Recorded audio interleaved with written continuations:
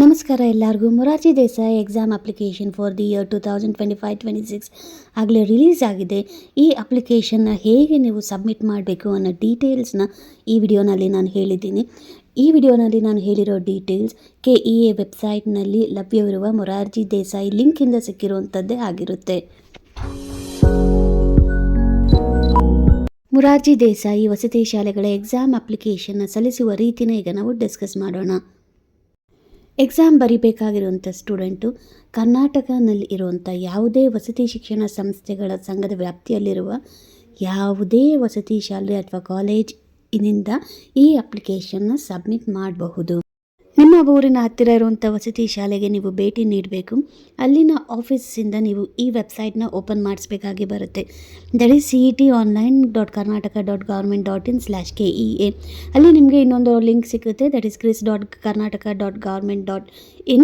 ಈ ಲಿಂಕ್ನ ನೀವು ಸೆಲೆಕ್ಟ್ ಮಾಡಬೇಕಾಗಿ ಬರುತ್ತೆ. ಅಪ್ಲಿಕೇಶನ್ನ ಫಿಲ್ ಮಾಡೋದಕ್ಕೆ ಮುಖ್ಯವಾಗಿ ನಿಮ್ಮ ಮಗುವಿನ ಸ್ಯಾಟ್ಸ್ ನಂಬರ್ ಬೇಕಾಗಿರುತ್ತೆ. ನಿಮ್ಮ ಮಗು ಸದ್ಯಕ್ಕೆ ಯಾವ ಶಾಲೆಯಲ್ಲಿ ಓದ್ತಿದೆಯೋ ಆ ಶಾಲೆಯಿಂದ ನೀವು ಮಗುವಿನ ಸ್ಯಾಟ್ಸ್ ನಂಬರ್ನ ಕಲೆಕ್ಟ್ ಮಾಡಬೇಕಾಗಿ ಬರುತ್ತೆ. ಸ್ಯಾಟ್ಸ್ ನಂಬರ್ ನೀವು ಎಂಟರ್ ಮಾಡಿದ ತಕ್ಷಣ ನಿಮ್ಮ ಮಗುವಿನ ಕಂಪ್ಲೀಟ್ ಡೀಟೇಲ್ಸ್ ನಿಮಗೆ ಕಂಪ್ಯೂಟರ್ ಸ್ಕ್ರೀನ್ ಮೇಲೆ ಡಿಸ್ಪ್ಲೇ ಆಗುತ್ತೆ. ಯಾವ್ಯಾವ ಡೀಟೇಲ್ಸ್ ಡಿಸ್ಪ್ಲೇ ಆಗುತ್ತೆ ಮಗುದು ಅಂತ ಅಂದರೆ ಮಗುವಿನ name, mother name, father name, date of birth, gender etcetera. ಇದರಲ್ಲಿ ಅಕಸ್ಮಾತ್ ಏನಾದರೂ ಚೇಂಜಸ್ ಇದ್ದರೆ ನೀವು ಇಮಿಡಿಯೇಟಾಗಿ ಆ ಚೇಂಜಸ್ನ ಮಾಡಿ ನಂತರ ಅಪ್ಲೈ ಮಾಡಬೇಕಂತ ಇಲ್ಲಿ ತಿಳಿಸಿದ್ದಾರೆ. ಅಪ್ಲಿಕೇಶನ್ನ ಫಿಲ್ ಮಾಡ್ಸೋಕ್ಕೆ ಹೋದಾಗ ನೀವು ನಿಮ್ಮ ಜೊತೆ ಕ್ಯಾಸ್ಟ್ ಸರ್ಟಿಫಿಕೇಟ್ನ ತೊಗೊಂಡು ಹೋಗಲೇಬೇಕಾಗಿ ಬರುತ್ತೆ. ಅದರ ಡೀಟೇಲ್ಸ್ನ ನೀವು ಅಲ್ಲಿ ಎಂಟ್ರ್ ಮಾಡಬೇಕು.